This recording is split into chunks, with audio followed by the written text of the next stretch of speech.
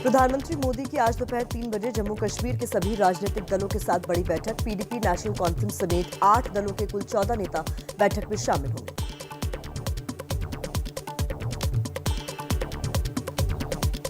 PM की बैठक में गृह मंत्री अमित शाह, रक्षा मंत्री राजनाथ सिंह, जम्मू कश्मीर के उपराज्यपाल मनोज सिन्हा मौजूद होंगे। एनएसए अजीत डोभाल, प्रधान सचिव, गृह सचिव समेत कई और अधिकारी भी होंगे मौजूद। जम्मू कश्मीर पर होने वाली बैठक का एजेंडा एबीपी न्यूज के पास। सूत्रों के मुताबिक अनुच्छेद 370 और पूर्ण राज्य के मुद्दे पर नहीं होगी बात। राज्य में विकास योजनाओं में तेजी लाने, डिलिमिटेशन और चुनाव कराने पर चर्चा संभव। पीएम की बैठक में शामिल होने के लिए महबूबा मुफ्ती समेत कई नेता दिल्ली पहुंचे। आज दिल्ली आएंगे नेशनल कॉन्फ्रेंस के अध्यक्ष फारूक अब्दुल्ला। जम्मू कश्मीर को लेकर केंद्रीय चुनाव आयोग में परिसीमन आयोग की अहम बैठक हुई। जम्मू कश्मीर के डिलिमिटेशन से जुड़े कुछ अधिकारी भी मौजूद रहे।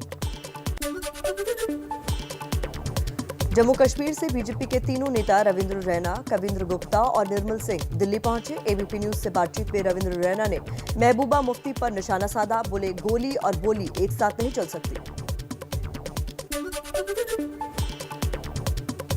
पैंथर्स पार्टी के नेता भीम सिंह ने पीएम मोदी के फैसले का स्वागत किया। कहा, बातचीत के दौरान मुख्य मांग जल्द से जल्द जम्मू कश्मीर में विधानसभा चुनाव कराने की ही रहेगी। जम्मू कश्मीर अपनी पार्टी के अध्यक्ष अल्ताफ बुखारी ने पीएम मोदी की बैठक का स्वागत किया। बोले, निरंतर संवाद होना चाहिए। 370 हटाने से लोग नाराज हैं। इसका कोई समाधान तो कश्मीर की जनता को देना चाहिए।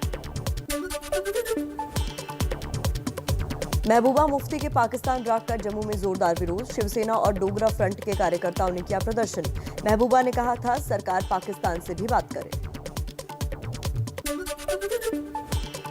जम्मू कश्मीर पर स्थानीय नेताओं के साथ पीएम की बड़ी बैठक से पहले एलओसी के इलाके में 48 घंटे का अलर्ट जारी। मीटिंग से पहले आतंकी हमले के इनपुट के बाद सुरक्षा बल चौकस। जम्मू कश्मीर के शोपियां में सुरक्षा बलों ने एक आतंकी को मार गिराया। आतंकियों ने एक युवक को गोली मारी। अस्पताल में युवक की मौत। जम्मू कश्मीर के पुलवामा में आतंकियों ने पुलिस सीआरपीएफ पार्टी पर ग्रेनेड से हमला किया। सेना ने भी जवाबी फायरिंग की। किसी तरह के नुकसान की खबर नहीं। चलिए इसी तरह से कुछ और खबरें देख लेते हैं फटाफट अंदाज में। पंजाब में कांग्रेस को लग सकता है झटका। सीएम कैप्टन अमरिंदर सिंह दिल्ली से चंडीगढ़ लौटे। सुलह कमेटी के सामने पेश हुए थे अमरिंदर सिंह। सूत्रों के मुताबिक सोनिया ने कैप्टन को मिलने का वक्त नहीं दिया। कैप्टन के ओएसडी का कांग्रेस हाईकमान पर वार। फेसबुक पर लिखा, पंजाब में कांग्रेस का मतलब कैप्टन है। पहले भी अमरिंदर को नजरअंदाज करने के चलते पार्टी 10 साल तक सत्ता से बाहर रही। पंजाब में जॉब डिप्लोमेसी में नया मोड़। प्रताप सिंह बाजवा के भतीजे फतेह जंग आज इंस्पेक्टर की नौकरी छोड़ सकते हैं। कुछ दिन पहले ही कैप्टन सरकार ने नौकरी दी थी। पंजाब में झगड़ा सुलझाने वाली कमेटी के सदस्य हरीश रावत का दावा, जुलाई के पहले हफ्ते में हो जाएगा फैसला। कैप्टन को वादे पूरे करने को कहा गया। खुद प्रेस कॉन्फ्रेंस कर देंगे जानकारी। सिद्धू को भी फिर दिल्ली बुलाया जाएगा। हरीश रावत का बड़ा ऐलान। कैप्टन सरकार कांग्रेस आलाकमान के निर्देश पर पंजाब में 200 यूनिट बिजली फ्री करने जा रही है। कांग्रेस नेता राहुल गांधी लगातार तीसरे दिन पंजाब की पार्टी नेताओं से मिले। प्रदेश अध्यक्ष सुनील जाखड़, मंत्री मनप्रीत बादल और राज्यसभा सांसद प्रताप सिंह बाजवा से राहुल ने की बातचीत। राहुल गांधी से मुलाकात के बाद बोले पंजाब कांग्रेस के प्रदेश अध्यक्ष सुनील जाखड़। कहा, मैं नहीं मानता कि कैप्टन और सिद्धू के बीच कोई संघर्ष है। ये मंथन कई मुद्दों को लेकर चल रहा है। कोटकपुरा पुलिस फायरिंग केस में 26 जून को अकाली दल के नेता सुखबीर सिंह बादल से पूछताछ। एसआईटी ने भेजा नोटिस। 22 जून को प्रकाश सिंह बादल का बयान दर्ज हुआ था। यूपी में डिप्टी सीएम का पद मांग रहे संजय निषाद सांसद बेटे के साथ सीएम योगी से मिले। कहा, मुख्यमंत्री से सकारात्मक बातचीत हुई। उन्होंने मांगों को पूरा करने का भरोसा दिलाया। सीएम योगी से मुलाकात के बाद बदले केशव प्रसाद मौर्य के सुर। कहा, सभी को साथ लेकर चलेंगे। 2022 में 300 पार सीटों का दिया नारा। जम्मू कश्मीर के लिए आज बड़ा दिन है। पीएम मोदी आज जम्मू कश्मीर के नेताओं के साथ दिल्ली में बैठक करने वाले हैं। हर तरफ से बस यही सवाल है कि आखिर जम्मू कश्मीर को लेकर क्या फैसला होने वाला है।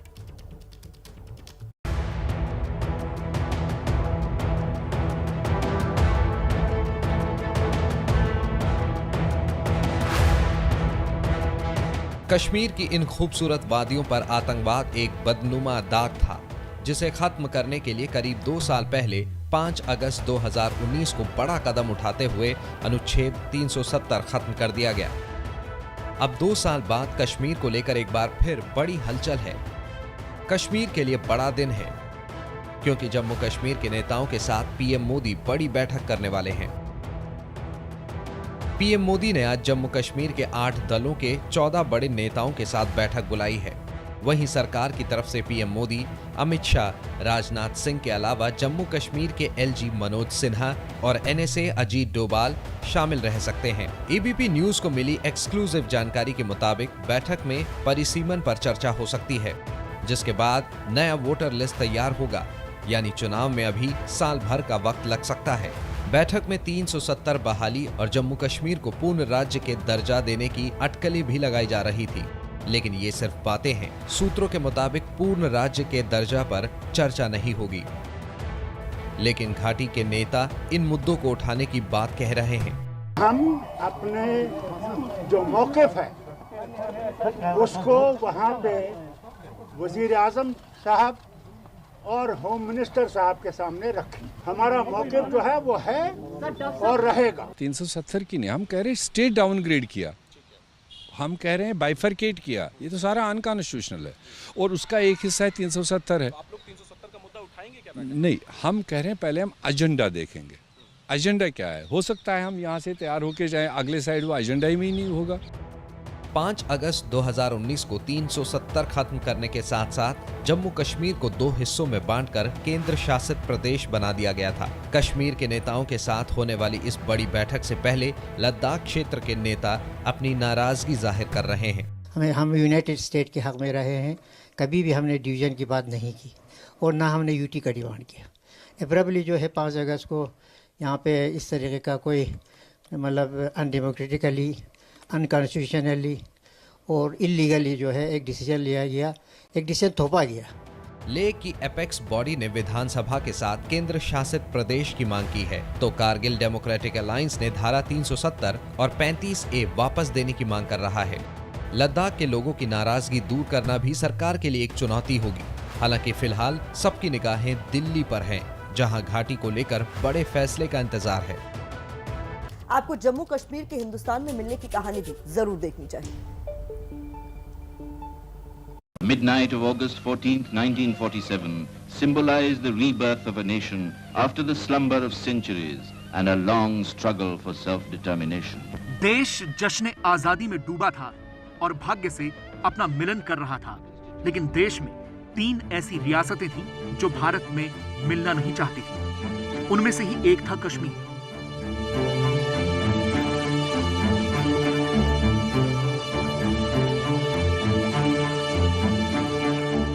सोलह मार्च 1846 को ब्रिटिश के कब्जे में आने के बाद कश्मीर एक देसी रियासत बन गया था। अंग्रेजों ने बाद में इसे गुलाब सिंह को दे दिया था, जो उस समय जम्मू के राजा थे। भारत में विलय के समय कश्मीर के शासक रहे महाराजा हरि सिंह उन्हीं गुलाब सिंह के वंशज थे। कश्मीर में मुस्लिमों की बड़ी आबादी होने के कारण जिन्ना सोचते थे कि कश्मीर उनके देश का हिस्सा बन जाएगा। 15 अगस्त 1947 को आजादी मिलने के कई हफ्तों बाद हरि सिंह ने अपनी रियासत को पाकिस्तान या भारत के साथ विलय की इच्छा नहीं जताई। फिर पाकिस्तान ने ताकत के बल पर जम्मू कश्मीर को हड़पने की योजना बनाई। पाकिस्तान ने महाराजा हरि सिंह से जम्मू कश्मीर को छीनने के लिए कबायलियों की एक फौज भेजने का फैसला किया। 24 अक्टूबर 1947 को अंधेरे में ही हजारों कबायलियों ने कश्मीर में घुसपैठ को अंजाम दिया। October 1947. Considerable parts of the Jammu and Kashmir state have been overrun by raiders from outside, well armed and well equipped, and they have sacked and looted the towns and villages and put many of the inhabitants to the sword. Frightfulness suddenly descended upon this lovely and peaceful country. ये tribals आगे बढ़े और यहाँ आप पहुँच गए बारामुल्ला। श्रीनगर से सिर्फ 55 किलोमीटर दूर है। श्रीनगर तो बस उनके हाथ में था, समझ लो। लेकिन यहां उनका 2 या 3 दिन का डिले हुआ। कबायलियों ने जम्मू कश्मीर की राजधानी श्रीनगर की ओर रुख किया, जहां से हरि सिंह शासन करते थे। संकट के इस समय में महाराजा हरि सिंह ने भारत से मदद की अपील की। 25 अक्टूबर को सरदार पटेल के करीबी वीपी मेनन को विमान से श्रीनगर भेजा गया।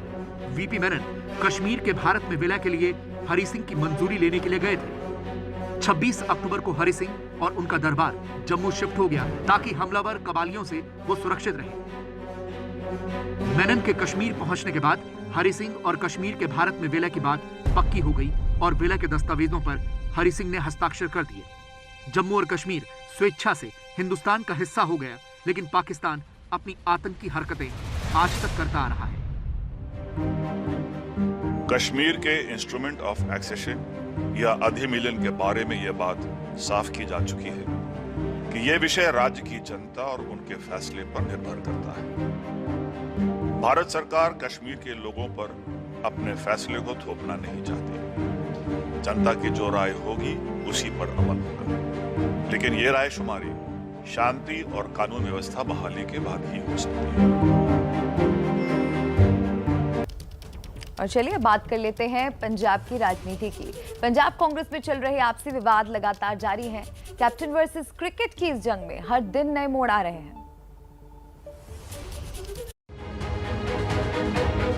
क्या सुलझने की जगह उलझ गया पंजाब का विवाद? अमरिंदर दिल्ली आए, 3 दिन रुके,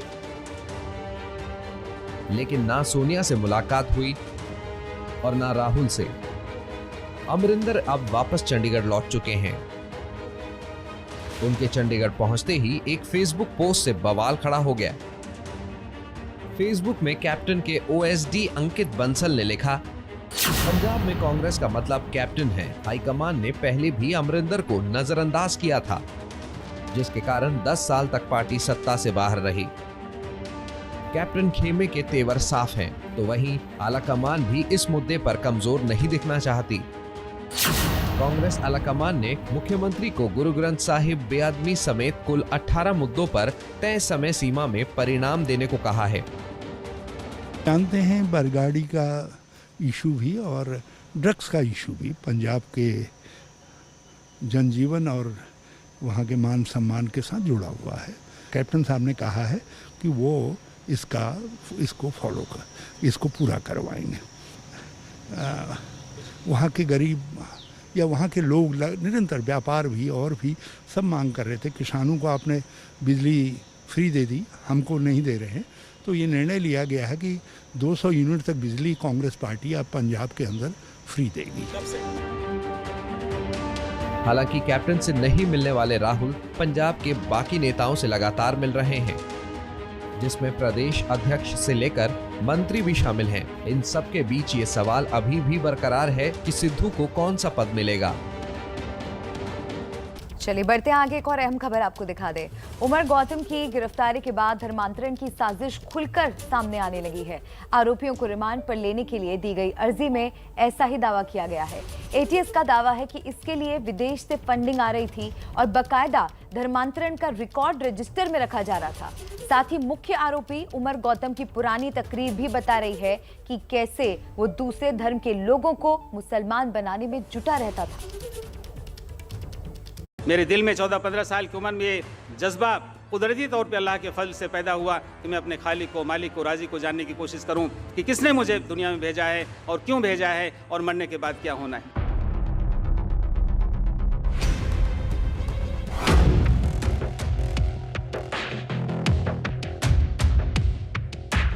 इन तकरीरों के पीछे क्या साजिश थी? क्या धर्म परिवर्तन का कुछ और मकसद था? गुरुग्राम का मुन्नू यादव उर्फ अब्दुल मन्नान, कानपुर का आदित्य गुप्ता उर्फ अब्दुल समद। मन्नू यादव और आदित्य गुप्ता ना तो बोल सकते हैं ना सुन सकते हैं, लेकिन फिर भी धर्म परिवर्तन के रैकेट में फंसाया गया। कोर्ट के सामने पेश अर्जी में आरोप लगाया गया है कि रैकेट भारत में आबादी का संतुलन बदलने के मकसद से काम कर रहा था। मकसद यही है कि ऐसे लोगों की खिदमत की जाए जो ईमान लाते हैं, उसके बाद उनकी तालीम, उनकी तरबियत, उनको मोरल सपोर्ट, उनको लीगल सपोर्ट, और ये बहुत ही अहम एक मैं समझता हूँ कि ड्यूटी है जो हम सबको करना चाहिए। आरोप ये भी है कि आरोपियों के पास से धर्मांतरण से जुड़ा रजिस्टर मिला है। रजिस्टर और फोन से मिली जानकारी के आधार पर धर्म परिवर्तन किए गए लोगों का ब्यौरा सामने आना शुरू हो गया है। ये तो सिर्फ 28 लोगों की लिस्ट है। उमर गौतम और उसके सहयोगियों पर अब तक करीब 1000 लोगों का धर्म परिवर्तन करने का आरोप है।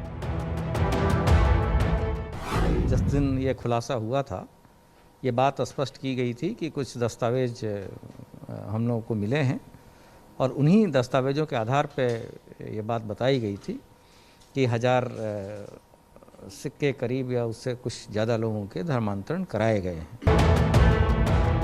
मौलाना उमर गौतम अपनी तकरीरों से लोगों को लुभाता था, लेकिन उमर और मुफ्ती काजी जहांगीर तो बस चेहरा, इनके पीछे बड़ा नेटवर्क काम कर रहा था। अब रिमांड पर लेकर इसी नेटवर्क की पड़ताल की जा रही है। हमारे गरीब या दिव्यांग बच्चे हैं या काफ़ी गरीब लोग हैं, उनको तरह तरह के प्रलोभन देके पैसे का, सरकारी नौकरी का या शादियों का, ये सब चीज़ें हथकंडे इस गैंग के द्वारा अपनाए गए हैं और एक सुनियोजित ढंग से इस तरह के धर्म परिवर्तन की कोशिश की गई है। यूपी के धर्म परिवर्तन रैकेट में हुआ है बड़ा खुलासा। केंद्र सरकार के बाल महिला कल्याण विभाग का एक कर्मचारी ही आरोपी मौलानाओं की कर रहा था मदद। आरोप है कि धर्म परिवर्तन के लिए विदेशों से फंडिंग आ रही थी। ये बाहर से फंडिंग आई है, ये बात लगभग तय है, लेकिन कहाँ से फंडिंग आई है, कैसे आई है, क्या रूट अपनाया गया, क्या नियमों का उल्लंघन किया गया है, इस सब की जांच की जा रही है। बहुत जल्दी इस पर आगे भी कार्रवाई की जाएगी।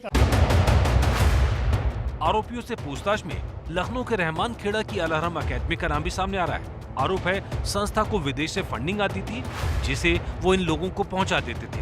हालांकि अकेडमी से जुड़े लोग इससे इंकार कर रहे हैं।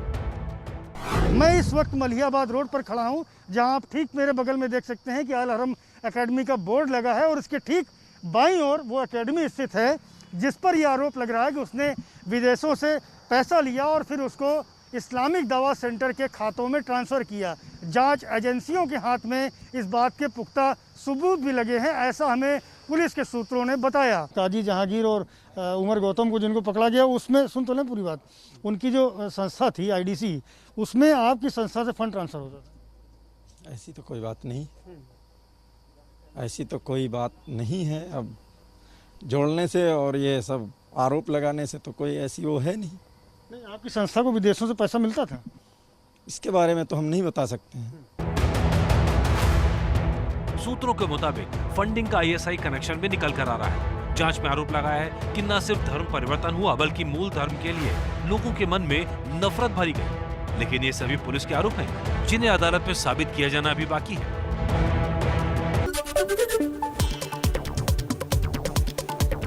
प्रधानमंत्री मोदी की आज दोपहर 3 बजे जम्मू कश्मीर के सभी राजनीतिक दलों के साथ बड़ी बैठक। PDP, नेशनल कॉन्फ्रेंस समेत 8 दलों के कुल 14 नेता बैठक में शामिल होंगे। पीएम की बैठक में गृह मंत्री अमित शाह, रक्षा मंत्री राजनाथ सिंह, जम्मू कश्मीर के उपराज्यपाल मनोज सिन्हा शामिल होंगे। NSA अजीत डोभाल, प्रधान सचिव, गृह सचिव समेत कई और अधिकारी भी मौजूद रहेंगे।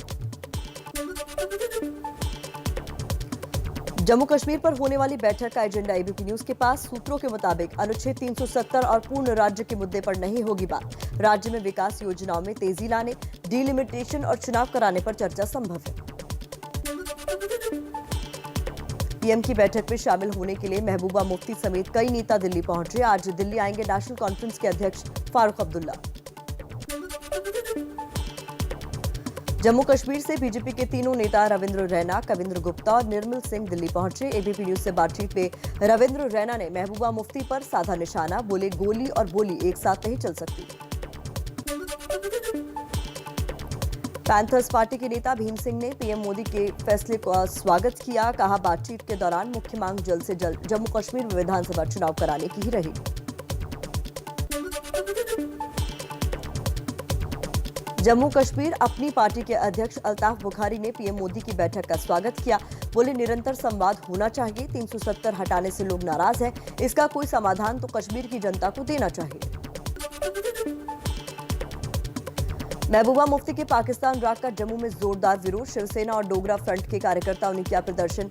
महबूबा ने कहा था सरकार पाकिस्तान से भी बात करे। पंजाब में कांग्रेस को लग सकता है झटका। सीएम कैप्टन अमरिंदर सिंह दिल्ली से चंडीगढ़ लौटे। सुलह कमेटी के सामने पेश हुए थे अमरिंदर सिंह। सूत्रों के मुताबिक सोनिया ने कैप्टन को मिलने का वक्त नहीं दिया।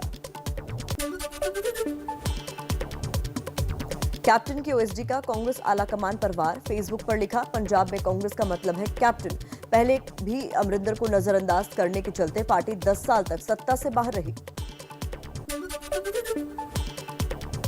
पंजाब में जॉब डिप्लोमेसी में नया मोड़। प्रताप सिंह बाजवा के भतीजे फतेह जंग आज इंस्पेक्टर की नौकरी छोड़ सकते हैं। कुछ दिन पहले ही कैप्टन सरकार ने नौकरी दी थी। पंजाब में झगड़ा सुलझाने वाली कमेटी के सदस्य हरीश रावत का दावा, जुलाई के पहले हफ्ते में हो जाएगा फैसला। कैप्टन को वादे पूरे करने को कहा गया। खुद प्रेस कॉन्फ्रेंस कर देंगे जानकारी। सिद्धू को फिर दिल्ली बुलाया जाएगा। हरीश रावत का बड़ा ऐलान, कैप्टन सरकार कांग्रेस आलाकमान के निर्देश पर पंजाब में 200 यूनिट बिजली फ्री करने जा रही है।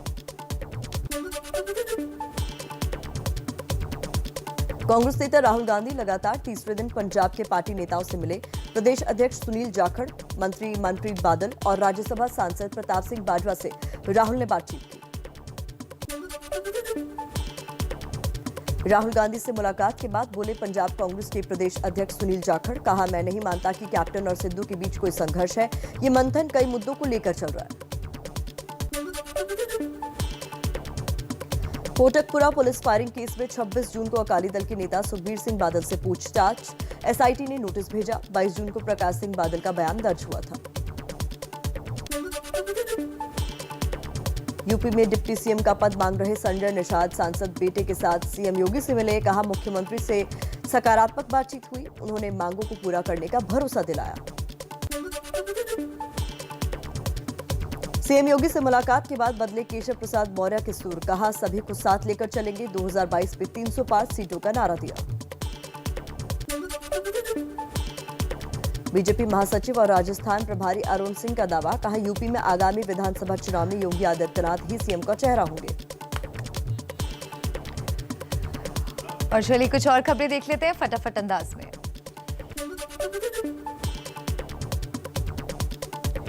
जयपुर के सर्किट हाउस में कुल 1 दर्जन निर्दलीय विधायकों ने बैठक की। ये सभी विधायक गहलोत खेमे के माने जा रहे हैं। पायलट खेमे से बने रहे दबाव को कम करने का मकसद। मिशन गुजरात में जुटी आम आदमी पार्टी आज सूरत जाएंगे। दिल्ली के डिप्टी सीएम मनीष सिसोदिया एक बड़े उद्योगपति को पार्टी में करा सकते हैं शामिल। मानहानि के एक मामले में कांग्रेस नेता राहुल गांधी की आज सूरत की अदालत में पेशी। राहुल पर एक समाज को लेकर अपमानजनक टिप्पणी करने का आरोप। उज्जैन में कोरोना के डेल्टा प्लस वेरिएंट के 2 मरीज मिले, जिनमें से एक मरीज की मौत, दूसरा मरीज पूरी तरह स्वस्थ। स्वास्थ्य मंत्रालय के मुताबिक देश में डेल्टा प्लस के करीब 40 मरीज मिले हैं। कर्नाटक में कोरोना के डेल्टा प्लस वेरिएंट का पहला केस सामने आया। राज्य के स्वास्थ्य मंत्री बोले मैसूरू में एक मरीज संक्रमित है, जिसे अलग कर दिया गया है, लेकिन उसमें संक्रमण के कोई लक्षण नहीं है। महाराष्ट्र में डेल्टा प्लस वेरिएंट को लेकर एक्शन में सरकार। स्वास्थ्य मंत्री राजेश टोपे ने कहा सभी मरीजों की सघन निगरानी के आदेश दिए गए हैं। लोकल सर्कल सर्वे में बड़ा खुलासा, कोरोना के प्रति घोर लापरवाही कर रहे हैं लोग। सर्वे में शामिल 67% लोगों ने माना उनके उनके जिले या शहर में लोग मास्क का इस्तेमाल कम या बिल्कुल नहीं कर रहे हैं। देश में कोरोना वैक्सीनेशन की बढ़ी रफ्तार। 21 जून से शुरू महाअभियान के बाद 3 दिनों में 2 करोड़ 9 लाख से ज्यादा वैक्सीन की डोज लगाई गई। टीकाकरण का आंकड़ा 30 करोड़ के पार पहुंचा। देश में सितंबर-अक्टूबर तक आ सकती है बच्चों की देसी वैक्सीन। एम्स के निदेशक डॉक्टर रणदीप गुलेरिया ने कहा बच्चों के लिए वैक्सीन के ट्रायल का काम तेजी से जारी। दिल्ली में वैक्सीनेशन की धीमी रफ्तार के आरोप पर स्वास्थ्य मंत्री सत्येंद्र जैन का तंज। कहा हम वैक्सीनेशन दिखावे या इवेंट मैनेजमेंट के लिए नहीं कर रहे हैं। एमपी के सीएम शिवराज सिंह चौहान बोले वैक्सीनेशन का काम बहुत अच्छा हुआ है, अब लोगों को अच्छा काम भी नहीं दिखता तो कोई क्या करे। टीकाकरण सरकार का नहीं जनता का कार्यक्रम था, ये कांग्रेस को हजम नहीं हो रहा है। एमपी के रतलाम में कोरोना वैक्सीनेशन के लिए अनूठी पहल, शिक्षक ने गांव में घर घर जाकर ग्रामीणों की आरती उतारी, लाउडस्पीकर पर गाना गाकर किया जागरूक। झाबुआ में टीकाकरण महाअभियान पर गांव की महिलाओं ने बनाया गीत, बोली हमने मुख्यमंत्री शिवराज सिंह चौहान को सहयोग करने के लिए बनाया गीत। बिहार में गया जिले के घरिया गांव के 100% लोगों ने लगवाया कोरोना का टीका, गांव के बुजुर्ग दूसरे गांव के लोगों को भी कर रहे हैं प्रेरित, मुखिया की पहल की हो रही है तारीफ। बिहार के हाजीपुर में वैक्सीन खत्म होने के बाद टीका केंद्र पर जमकर हंगामा, पुलिस ने पहुंचकर संभाला मोर्चा, टीका केंद्र को खाली कराया। मुंबई में सरकारी अस्पतालों की नर्सों ने अपनी मांगों को लेकर 48 घंटे का धरना प्रदर्शन किया, कोविड के भत्ते और छुट्टियों की मांग कर रही हैं नर्सें। मुंबई में फर्जी वैक्सीन कैंप के खुलासे के बाद चौथी एफआईआर दर्ज की गई, आईपीसी की धारा 308 को भी जोड़ा गया, जिसका मतलब हुआ गैर इरादतन हत्या की कोशिश। टीएमसी सांसद मिमी चक्रवर्ती का दक्षिणी कोलकाता में फर्जी टीकाकरण केंद्र के खुलासे का दावा, मिमी चक्रवर्ती को भी यहीं लगा है टीका, शिकायत के बाद आरोपी गिरफ्तार। यूपी धर्मांतरण केस में एक और खुलासा, पुलिस ने आरोपियों से मिले रजिस्टर के आधार पर कहा देश की आबादी के संतुलन को बदलने की साजिश थी। यूपी पुलिस का दावा, उमर गौतम ग्रुप कई राज्यों में धर्म परिवर्तन का रैकेट चला रहा था, ये लोग खासकर महिलाओं को टारगेट कर रहे थे, हथियार चलाने की ट्रेनिंग देने के भी इनपुट मिले हैं, जिसकी जांच हो रही है। धर्मांतरण के आरोपियों से पूछताछ में लखनऊ के रहमान खेड़ा की अल हरम एकेडमी का नाम भी आया सामने, सूत्रों के मुताबिक संस्था को विदेश से पैसा मिलता था जिसे इस्लामिक दावा सेंटर को भेजा जाता था। एबीपी न्यूज ने एकेडमी में जाकर पड़ताल की। धर्म परिवर्तन कराने के आरोपी उमर गौतम का पंतनगर यूनिवर्सिटी से कनेक्शन आया सामने, पढ़ाई के दौरान ही किया था धर्म परिवर्तन। हिमाचल में गडकरी के दौरे के दौरान हंगामे के बाद कुल्लू के एसपी गौरव सिंह सीएम की सुरक्षा में तैनात, एएसपी ब्रजेश सूद और बलवंत सिंह भी छुट्टी पर भेजे गए, काफिला रोकने पर पुलिस वालों में हुई थी मारपीट। बीजेपी सांसद दिलीप घोष का टीएमसी सांसद नुसरत जहां पर बड़ा आरोप, कहा नुसरत ने झूठी शादी कर सिंदूर लगाया और भारतीय संस्कृति का अपमान किया है, टीएमसी से निकालने की मांग की। अब तक देश में 18 साल से ऊपर के लोगों को वैक्सीन लगाई जा रही है, लेकिन एक अच्छी खबर यह है कि संक्रमण से बच्चों को बचाने वाला टीका भी इसी साल सितंबर-अक्टूबर तक आ सकता है।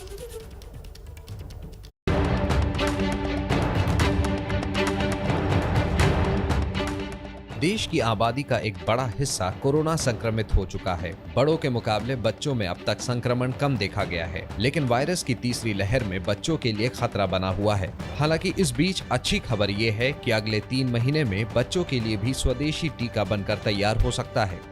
फाइजर वैक्सीन जो बाहर बनी है और उसको एफडीए अप्रूवल मिल चुका है बच्चों के लिए, और वो हमारे रेगुलेटरी अथॉरिटीज ने वैक्सीन को भारत में आना की परमिशन दी हुई है और बच्चों में वो लग सकती है। और जो भारत में ट्रायल हो रही हैं 2 साल से 18 साल की उम्र के बच्चों में, वो ट्रायल भी अब काफ़ी तेज़ी से हो रही हैं और हम सबको यही उम्मीद है कि सितंबर तक या अक्टूबर तक ये ट्रायल ख़त्म हो जाएगी। संक्रमण के खतरे की वजह से ही 10वीं और 12वीं की परीक्षा रद्द करनी पड़ी थी, लेकिन जानकारों का मानना है कि ये नौबत अगले साल भी ना आए, इसलिए अभी से बड़ी रणनीति बनाकर छोटे छोटे कदम उठाने की जरूरत है। कई स्ट्रैटेजीज हम बना सकते हैं, स्क्रीनिंग के लिए बना सकते हैं। ये देखें कि आधी क्लासेस करें, आधी एक दिन करें, आधी दूसरे दिन करें, जिससे भीड़ ना इकट्ठी हो, या और किसी टाइप की हम स्ट्रैटेजी बना सकते हैं। और उस जगह पे स्कूल खोल सकते हैं जहाँ पे पॉजिटिविटी रेट बहुत कम है, लेकिन क्लोजली मॉनिटर करें। भारत बायोटेक की वैक्सीन का जो अप्रूवल आएगा वो 2 से 18 साल का ही आएगा। कुछ वैक्सीन जो हैं वो 12 साल से ज़्यादा उम्र के लिए हैं, कुछ ने 6 साल से ज़्यादा उम्र के लिए ट्रायल किए हुए हैं, और हम जैसे जैसे इनका अप्रूवल आएगा बच्चों में भी शुरू कर पाएंगे। कोरोना की वजह से देश के स्कूल बंद पड़े हैं, लेकिन वैक्सीन आने के बाद मुमकिन है कि स्कूलों पर लगे ताले फिर से खुल जाएं। और अब बात कर लेते हैं कोरोना के डेल्टा प्लस वेरिएंट की। कोरोना का डेल्टा प्लस वेरिएंट तेज रफ्तार से फैल रहा है। 2 दिन पहले डेल्टा प्लस संक्रमण 3 राज्यों तक सीमित था, लेकिन अब इसकी पुष्टि 8 राज्यों में हुई है। कोरोना की तीसरी लहर जब भी दस्तक देगी, उसका एक बड़ा कारण कोरोना का डेल्टा प्लस वेरिएंट होगा। ऐसी आशंका जानकार पहले ही जाहिर कर चुके हैं और जिस रफ्तार से डेल्टा प्लस पैर पसार रहा है, उसे देखकर यह आशंका और डराने लगी है, क्योंकि देश के 7 राज्य और 1 केंद्र शासित प्रदेश में डेल्टा प्लस वेरिएंट के 40 केस पाए गए हैं, जिनमें सबसे ज्यादा 21 केस महाराष्ट्र में हैं। पहले केरल, महाराष्ट्र और मध्य प्रदेश में डेल्टा प्लस से संक्रमण की पुष्टि हुई थी और अब पंजाब, तमिलनाडु, आंध्र प्रदेश, जम्मू और कर्नाटक में भी डेल्टा प्लस के मामले मिले हैं। उज्जैन में डेल्टा प्लस वेरिएंट की वजह से एक मरीज की मौत हुई है। ये जो वायरस है ज्यादा इन्फेक्शियस हो जाता है, इसलिए कई लोगों का मानना है कि हमें सतर्क रहना चाहिए, ये वायरस अब ज्यादा फैल सकता है। केंद्र सरकार ने राज्यों को चिट्ठी लिखकर डेल्टा प्लस वेरिएंट के प्रति सावधानी बरतने को कहा है। पिछले 3 दिनों में देश में 2 करोड़ से ज्यादा लोगों को वैक्सीन लगी है और बुधवार को भी एमपी ने वैक्सीनेशन का नया रिकॉर्ड बना दिया।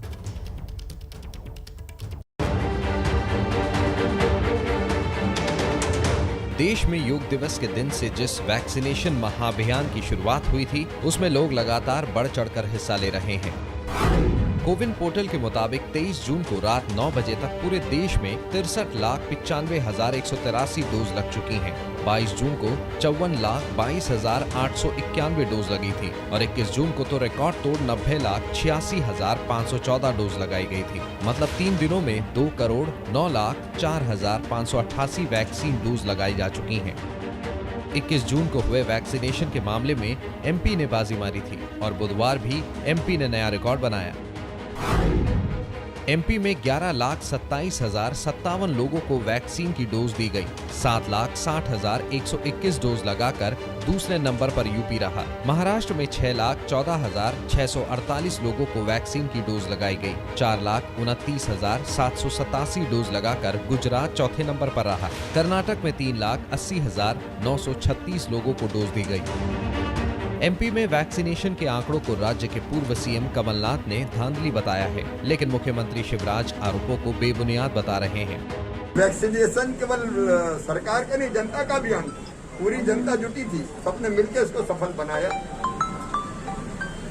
अब जनता के हित में इस तरह के कार्यक्रम की सफलता भी बचती नहीं है। एक तरफ एमपी नए रिकॉर्ड बना रहा है, लेकिन दूसरी ओर दिल्ली में पिछले 5 दिनों के टीकाकरण का औसत 68,000 के करीब है, जिसे लेकर केंद्रीय मंत्री हरदीप सिंह पुरी ने 2 दिन पहले सवाल उठाए थे। लेकिन अब दिल्ली के स्वास्थ्य मंत्री ने एमपी के आंकड़ों पर सवालिया निशान लगा दिए हैं। मध्य प्रदेश की तरह तो नहीं कर रहे ना, एक दिन में तो लाखों लगाए, अगले दिन 1000 भी नहीं लगा पाए। हम लोग वैक्सीनेशन कर रहे हैं, दिखावे के लिए नहीं कर रहे हैं, फोटो ऑप के लिए या इवेंट मैनेजमेंट के लिए नहीं कर रहे हैं। समझने की कोशिश की, this is not a event. वो लोग कह रहे हैं कि उस दिन क्यों नहीं लगाई। अरे भाई, हम रोज लगा रहे हैं ना, हम रोजाना 75,000 80,000 लगा रहे हैं। ये लगता है कि होर्डिंग की जा रही थी एक पर्टिकुलर इवेंट। बिल्कुल बिल्कुल ऐसा। इस पूरे विवाद में सबसे अच्छी बात यह है कि पहली बार पूरी सियासी बहस वैक्सीनेशन के पड़े हुए आंकड़ों पर हो रही है।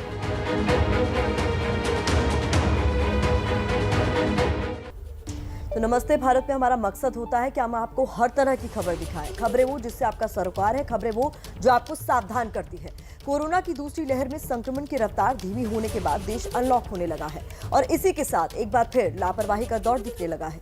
एक सर्वे के मुताबिक लोग मास्क पहनने के नियमों की अनदेखी कर रहे हैं, जिसके नतीजे बेहद खतरनाक हो सकते हैं।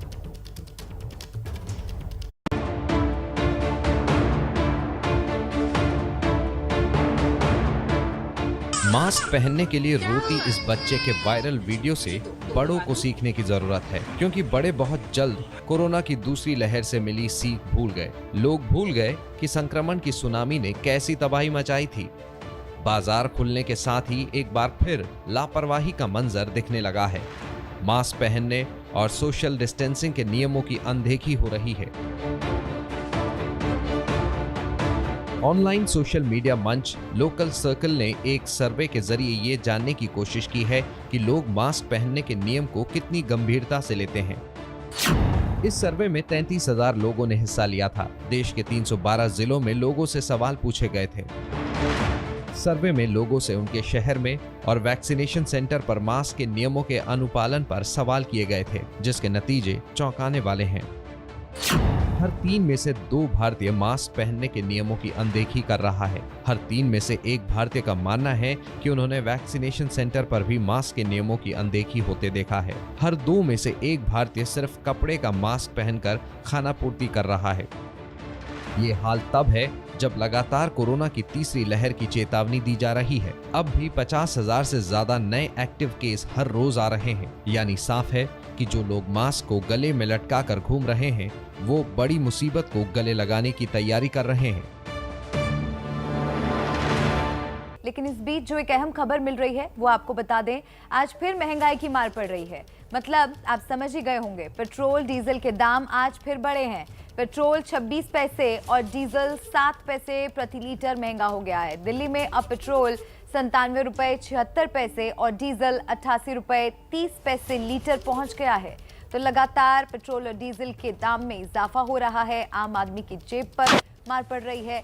इस वक्त जो कीमतें दिल्ली में हैं वो आपको टीवी स्क्रीन पर हम दिखा रहे हैं। पेट्रोल और डीजल के दाम आज फिर बढ़े हैं। ये बड़ी खबर आपको कोलकाता से दिखा देते हैं। कोलकाता पुलिस ने एक जालसाज को गिरफ्तार किया है जो आईएएस अधिकारी बनकर फर्जी वैक्सीनेशन सेंटर चला रहा था। इसके झांसे में टीएमसी सांसद मिमी चक्रवर्ती भी फंस चुकी हैं।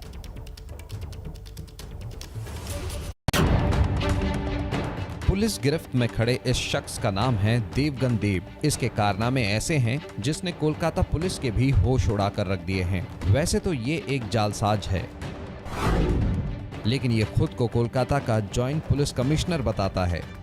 देवगन लोगों के सामने दावा करता था कि ये सूचना एवं संस्कृति मंत्रालय में ओएसडी है और इसी फर्जी रुतबे की सच्चाई छुपाने के लिए इसने फर्जी कागजात भी तैयार कर रखे थे, जिसके आधार पर ये दक्षिण कोलकाता के कस्बा इलाके में फर्जी वैक्सीनेशन सेंटर चला रहा था। और बड़ी बात तो ये है कि इसके फर्जीवाड़े का शिकार टीएमसी सांसद मिमी चक्रवर्ती भी बन गई। मिमी चक्रवर्ती ने इसके वैक्सीनेशन सेंटर पर कोरोना का टीका लगवाया था। मिमी चक्रवर्ती को आरोपी ने वैक्सीनेशन का फर्जी सर्टिफिकेट भी दिया था, लेकिन मिमी को इस पर तब शक हुआ जब वैक्सीनेशन का मैसेज उनके फोन पर नहीं आया। इसके बाद मिमी ने पुलिस में शिकायत की और सख्ती से पूछताछ के बाद इसने अपना गुनाह कबूल कर लिया। देवगन देव सिविल सर्विसेज की तैयारी कर रहा था, लेकिन कामयाब नहीं हुआ तो उसने खुद ही गुनाह का रास्ता चुन लिया। कुछ दिन पहले मुंबई में भी एक ऐसे ही फर्जी गिरोह का बांडाफोड़ हुआ था, जिसने सैकड़ों लोगों को फर्जी वैक्सीन देकर लाखों रुपए ऐंठे हैं। इस मामले में बोरीवली पुलिस ने चौथी एफआईआर दर्ज की है। आप देख रहे हैं नमस्ते भारत। केंद्रीय मंत्री नितिन गडकरी के हिमाचल दौरे पर कुल्लू में पुलिस वाले आपस में ही भिड़ गए। ऐसा क्यों हुआ, जानिए।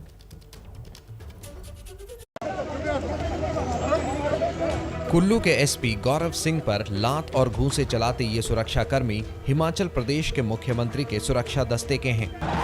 ये सब उस वक्त हुआ जब केंद्रीय मंत्री नितिन गडकरी का काफिला कुल्लू की भूंतर एयरपोर्ट से मनाली की तरफ बढ़ रहा था। मनाली 4 लेन से प्रभावित लोग गडकरी से मिलने के लिए सड़क किनारे खड़े थे। गडकरी लोगों की बात सुनने के लिए रुक गए, लेकिन काफिले को रोकने के मुद्दे पर मुख्यमंत्री के सुरक्षा दस्ते और कुल्लू के एसपी के बीच बहस हो गई। इस बीच कुल्लू के एसपी गौरव सिंह ने तेज में आकर मुख्यमंत्री के सिक्योरिटी चीफ एएसपी ब्रजेश सूद को थप्पड़ जड़ दिया। इसके बाद सीएम के सुरक्षा कर्मियों ने एसपी को घेर लिया और वो एसपी पर लात चलाते और हाथापाई करते कैमरे में कैद हो गए। इस घटना पर हिमाचल में बवाल मचा हुआ है।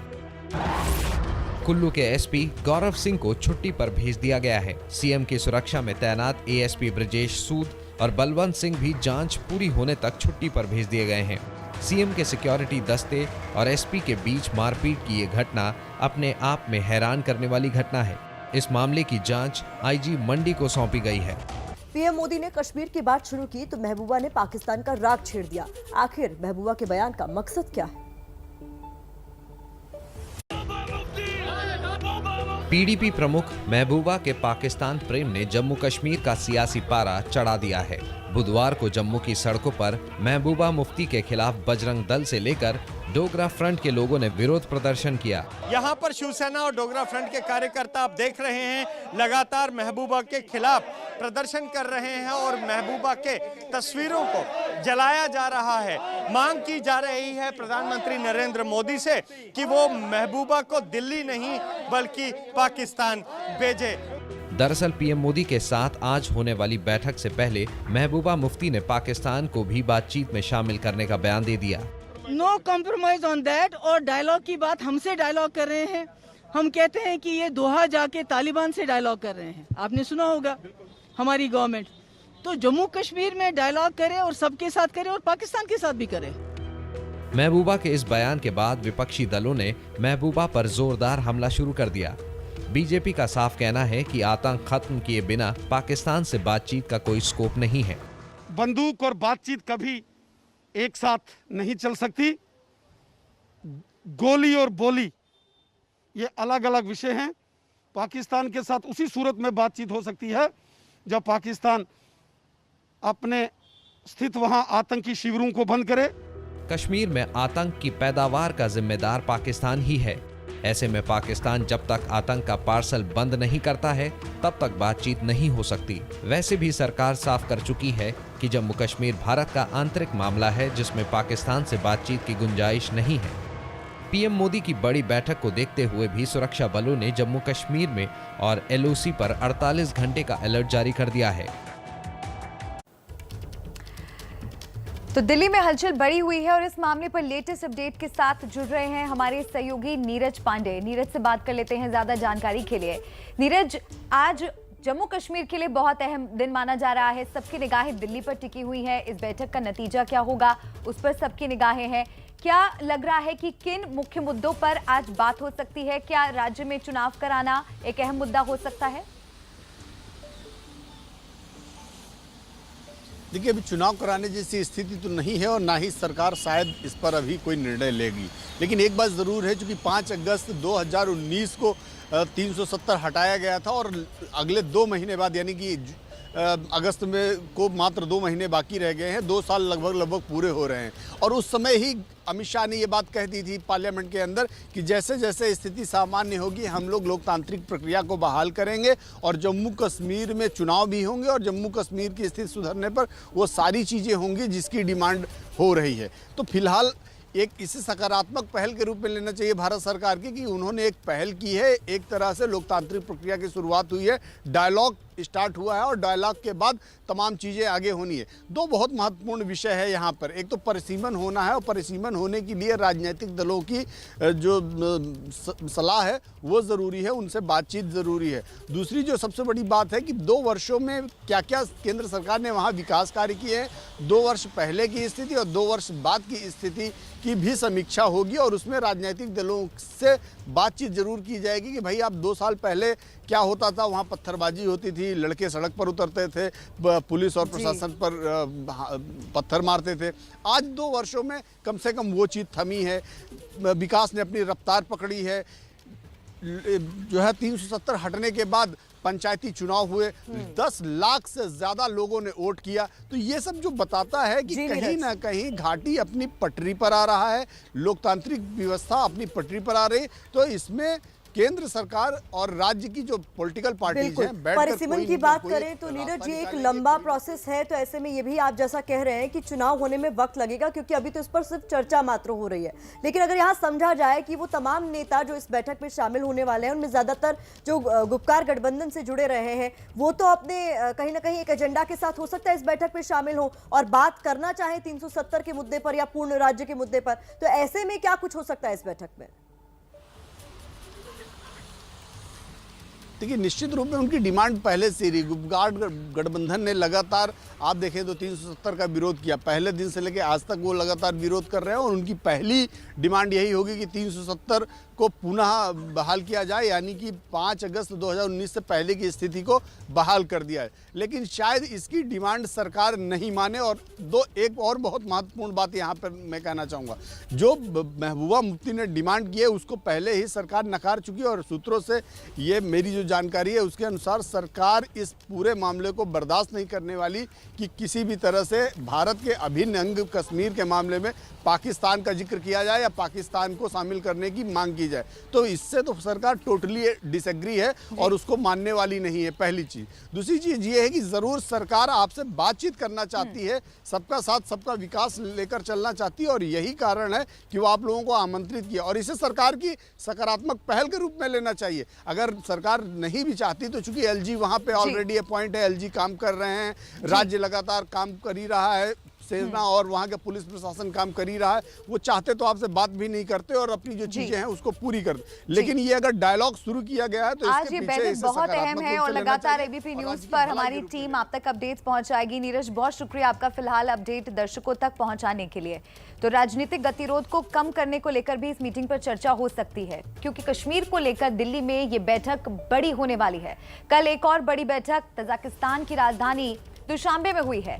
शंघाई कोऑपरेशन ऑर्गेनाइजेशन के राष्ट्रीय सुरक्षा सलाहकारों की हुई बैठक में कल भारत के एनएसए अजीत डोभाल शामिल हुए हैं। बड़ी बात यह है कि इस बैठक में पाकिस्तान के एनएसए मोइद यूसुफ भी शामिल हुए। हालांकि भारत पाकिस्तान के एनएसए के बीच कोई मुलाकात नहीं हुई। शंघाई कोऑपरेशन की बैठक में एकजुटता से आतंक के मुकाबले समेत साइबर क्राइम को लेकर भी चर्चा हुई। आप देख रहे हैं नमस्ते भारत। डब्बू रत्नानी बॉलीवुड के एक ऐसे सेलिब्रिटी फोटोग्राफर हैं जिनके लेंस के जरिए बॉलीवुड का हर बड़ा से बड़ा सितारा अपनी फोटो खिंचवाना चाहता है। इस बार कोरोना के चलते डब्बू ने अपना कैलेंडर लॉन्च नहीं किया, बल्कि कैलेंडर की तस्वीरें एक एक कर खुद ही उन्होंने ऑनलाइन जारी की है। बिल्कुल, और इस वक्त हमारे साथ डब्बू रत्नानी खुद जुड़ गए हैं। बॉलीवुड के सबसे मशहूर फोटोग्राफर के तौर पर अपनी पहचान रखने वाले डब्बू रत्नानी। एबीपी न्यूज पर आपका बहुत स्वागत है। Thank you for calling. तो डब्बू जी, पहला सवाल हमारा यही है कि इस साल तमाम सितारों के साथ फोटोशूट के अनुभवों को आप साझा कर सके, एक्सपीरियंस को साझा कर सके। लॉकडाउन के दौरान कब और कैसे आपने शूट किया और आपने इन सभी तस्वीरों को? मैंने शूट स्टार्ट किए थे नवंबर में और नवंबर, दिसंबर, जैन फेब में जितने डेट्स मिलते गए I kept shooting those stars, क्योंकि कोरोना का टाइम था तो we have to be very very careful कि जिस तरह से उनके डेट्स मिल रहे थे, जिस तरह से they were available for the shoot, we were getting those dates and shooting with them. और बहुत सारे प्रिकॉशंस लेने पड़े। We had to do lots of covid test. हम लोग को हर दिन जब हम शूट पे जाते थे सब सैनिटाइज करना था, इक्विपमेंट सैनिटाइज करना था। So it was very a slow process. हर साल we usually release the calendar in January, but इस बार we were waiting क्योंकि फिर वापस second wave हो गया, then it didn't seem right to release all these glamorous pictures. तो फिर हमने अभी देखा कि अभी things are opening up, so let's kind of do it now and put it online. तो हम एक live करते हैं एक्टर के साथ on Instagram और फिर वो और एक्टर और मैं दोनों पिक्चर सेम टाइम पे पोस्ट करते हैं। So it feels like so many people are watching the live और they are all a part of the calendar launch. जी, और डब्बू, इस वक्त जितने भी सितारों के साथ कैलेंडर वाली तस्वीरों को हम देख पा रहे हैं, क्या इसके अलावा भी आपने कुछ तस्वीरें ली हैं? कौन कौन से हैं वो सितारे और कब तक आएंगे आपकी बाकी की फोटोग्राफ्स? तो अभी actually more than 50% pictures release हो चुके हैं and about 10 more photos are balanced. So जो release नहीं हुए हैं उसमें है परिणीति, उसमें जॉन, रणबीर, मिस्टर बच्चन। अभी तक वो photos अभी तक release नहीं हुए हैं and will be shortly Shahrukh Khan, Akshay Kumar, ये photos अभी release होने बाकी हैं amongst the rest। जी डब्बू, हमने ये देखा है या तो कहीं सुना है कि एक्टर्स अपने लुक को लेकर बहुत ऑब्सेस्ड होते हैं कि हमें ऐसे दिखना है, हमें वैसे दिखना है। तो एक फोटोग्राफर के लिए चैलेंजिंग भी होता होगा कि वो जो चाह रहे हैं उनको उस तरीके के फोटोशूट्स मिले भी। तो किस तरीके का एक्सपीरियंस रहता है आपका इन सितारों के साथ? एक्चुअली ये मेरा 22nd ईयर है कैलेंडर का एंड फॉर मी ये ज़्यादा दोस्त जैसे हैं, so for me they are very open कि जिस तरह से उनका पर्टिकुलर लुक है फिलहाल। जिस तरह से समझो कि अगर सैफ के छोटे बाल है तो हमने कॉन्सेप्ट उस तरह से डिज़ाइन किया है। अगर किसके लंबे बाल है, किसका अलग स्टाइल है, जैसे कार्तिक का फोटो अभी रिलीज होने वाला है जल्द से, तो कार्तिक के जब भी लंबे बाल थे हमने तब फोटो शूट किया। तो हमने ऐसा कॉन्सेप्ट डिज़ाइन किया कि what suits that look basically. So मेरे साथ ऐसे वो they are not very troublesome. मतलब they are very easy to work with for me. I mean the actors जब क्योंकि ये calendar है, ये non-commercial calendar है, you know, so it is just for the creative satisfaction हम ये photo shoots करते हैं. Literally ये खाली it's a yearly calendar जो जैसे art piece जैसा बोलते हैं. We don't sell it, हम commercialize नहीं करते हैं. So the actors are very easy with me to work with. दबू चलते चलते एक सवाल आपसे पूछना चाहते हैं एस्पायरिंग फोटोग्राफर्स से रिलेटेड, जिन लोगों को फोटोग्राफी का शौक है, those who want to pursue it as a career, उनके लिए क्या आप कोई टिप दे सकते हैं? So first thing is that you know the secret of lasting, ये मेरा 26th year है इंडस्ट्री में, so the idea is that you have to push yourself, you have to evolve with the moving time. जिस तरह से technology बढ़ रहा है, जिस तरह से आप यू नो डिजिटल एनालॉग से डिजिटल पे आ गए हैं, so you have to focus on keep pushing yourself, you know, move with technology. And अगर आपको पीपल फोटोग्राफर बनना है, जैसे कि फैशन फोटोग्राफर बनना है, या you want to shoot people, तो आपको ट्रेंड्स भी देखने पड़ेंगे, किस तरह की लाइटिंग चल रही है, किस तरह की फैशन चल रहा है, because you are the one clicking the pictures. तो कैमरा के थ्रू आपको ही इंस्ट्रक्शंस देना है. तो करंट ट्रेंड्स, फैशन, ब्लॉगिंग, सब पे आपको ध्यान देना पड़ेगा. तो उम्मीद करते हैं कि जो आपके टिप्स हैं वो एस्पायरिंग जो फोटोग्राफर्स हैं उनके बहुत काम आएंगे. बहुत शुक्रिया डब्बू जी हमारे लिए वक्त निकालने के लिए. आज इरफान जी की मास्टर क्लास है जिसका हफ्ते भर हम सभी को इंतजार रहता है, और आज क्या खास सिखाने वाले हैं इरफान जी? आइए इरफान जी से ही जानते हैं. आज मैं आपको एक फेमस पर्सनालिटी का कैरिकेचर बना के दिखाऊंगा. किस तरह की आपको लगता है कि परेशानियां आ सकती हैं कैरिकेचर्स अटेम्प्ट करने के लिए? दरअसल में कैरिकेचर बनाने के लिए आपका ऑब्जर्वेशन बहुत ज़रूरी होता है. तो चलिए इरफान जी शुरुआत करते हैं. एक कैरिकेचर मैं आपके सामने बनाता हूँ, पहले उसको देखिए आप कि कैसे बनेगा. वो एक नॉर्मल सा कैरिकेचर है.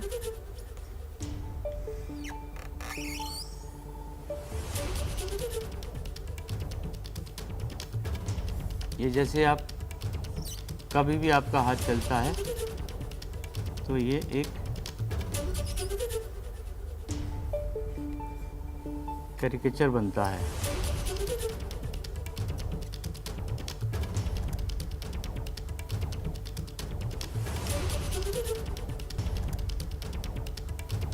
अभी ये देखिए एक बहुत सामान्य से व्यक्ति का, किसी का भी कैरिकेचर है, एक नॉर्मल से बुजुर्ग का. लेकिन जब आप इसके अंदर मैं एक छोटी सी चीज़ ऐड करता हूँ, वो देखिए आप, जो उनका बहुत ही पर्टिकुलर एक चीज़ है वो आपके सामने आती है. एक ये पार्ट उनका ये आपने देखा, और एक दूसरा पार्ट मैं आपको और लगाता हूँ, जिससे आपको एकदम समझ में आ जाएगा कि वो कौन व्यक्ति हैं जो हमारे सामने आ गए हैं. ये आप एल.के. आडवाणी जी आपने देखे हैं हमारे आसपास. तो इसके अंदर कार्टून में मैंने आपको क्या ऐड किया, जो उनकी खास चीज़ है वो ये है कि उनके चेहरे के ऊपर ये, जब तक आप ये ऐड नहीं करेंगे, उनकी मूछें इस तरह की, ये एक अलग ही तरह की चीज़ें हैं. यानी कि हमें ये ऑब्जर्व करना है कि उस शख्स के चेहरे में ऐसी कौन सी चीज़ है जो उन्हें आइडेंटिफाई हम कर सकते हैं आसानी से, जिसकी वजह से किसी के में आँख होती है, किसी में नाक होती है, किसी के में मूछें होती हैं. बहुत खुशी की बात है कि आप लोगों की एंट्रीज खूब सारी हमको मिल रही हैं, इसलिए आपकी कुछ एंट्रीज़ को मैंने चयन किया है और उसमें बताया है कि आपको क्या क्या और करना है ताकि आप एक अच्छे कार्टूनिस्ट बन सकें. और इसके लिए हम लोग अपना मेल आईडी दे रहे हैं. आप लगातार अपनी एंट्रीज हमको इसी तरह से भेजते रहिए. नमस्ते भारत के कार्टून सेगमेंट के लिए देश के अलग अलग हिस्सों से हमें अलग अलग विषय पर कार्टून और पेंटिंग मिले हैं. इनमें से इरफान ने कुछ कार्टून को चुना है. पहली तस्वीर नोएडा से सम्यक ने भेजी है. इरफान के मुताबिक माँ बेटे की नोकझोंक पर सम्यक का कार्टून एक दिलचस्प कहानी कहता है. इरफान ने सम्यक को 10 में से 7 नंबर दिए हैं. दूसरी तस्वीर एमपी के रीवा से मानस जैन ने भेजी है. इरफान की राय में कार्टून में ब्लैक और व्हाइट कलर्स के इस्तेमाल पर मानस की समझ अच्छी है. इरफान ने मानस जैन को 10 में से 8 नंबर दिए हैं. तीसरी तस्वीर पश्चिम बंगाल के सिलीगुड़ी से न्याशा शरण ने भेजी है। इरफान की नजर में फादर्स डे पर न्याशा का कार्टून अच्छा है। कार्टून को थोड़ा फनी बनाने की भी कोशिश की गई है। इरफान ने न्याशा को 10 में से 7 नंबर दिए हैं।